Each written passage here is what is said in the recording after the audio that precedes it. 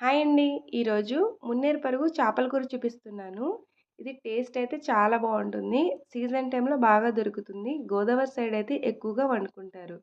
ముందుగా చేపలను ఇలా తీసుకొని పైన ఉన్న పొలుసు మొత్తాన్ని బాగా క్లీన్ చేసుకొని, శుభ్రంగా వాష్ చేసుకొని తీసుకోండి.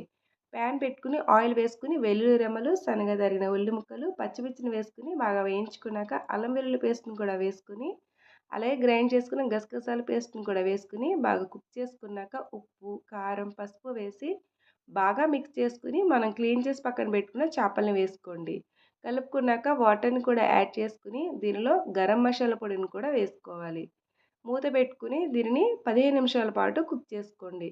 ఇలా కుక్ అయ్యి దగ్గరికి అయ్యాక సర్వింగ్ బౌల్‌లోకి సర్వ్ చేసుకోండి.